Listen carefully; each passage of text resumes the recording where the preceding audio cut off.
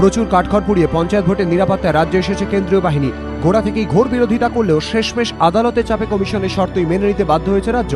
কিন্তু নিরাপত্তার সেই অস্ত্রটি যথাযথভাবে ব্যবহার করা হলো কি? বিরোধীরা বলছেন হয়নি। পশ্চিম মেদিনীপুরে বিভিন্ন বুথে ঘুরে যে দৃশ্য ক্যামেরায় ধরা পড়ল তাতে ফুটে উঠল বিরোধীদের অভিযোগেরই প্রতিচ্ছবি। কেশপুরের 10 নম্বর গ্রাম পঞ্চায়েত এলাকার সরুই বুথে না আছে কোনো আধাসামরিক বাহিনী, পুলিশই বা কোথায়?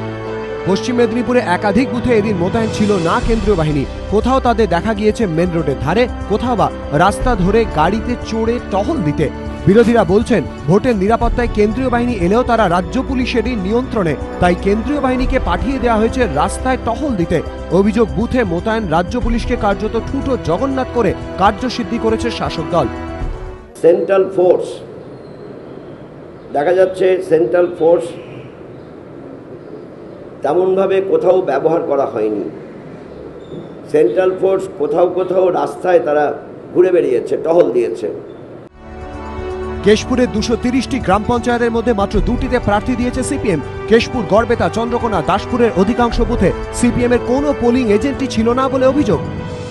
এখানে শুধু তৃণমূলেরই ক্যান্ডিডেট আছে, এখানে পোলিং এজেন্ট আর কি, পোলিং এজেন্ট আছে। বাকি দু দলের তো আসেনি দেখছি। কিন্তু কেন্দ্রীয় বাহিনী তো চাওয়া হয়েছিল সুষ্ঠু ও অবাধ ভোটের স্বার্থেই। তারা বুথে থাকলে মানুষ যতটা নিশ্চিন্তে ভোট দিতে পারতেন, বড় রাস্তায় পাঠিয়ে কি তা সম্ভব?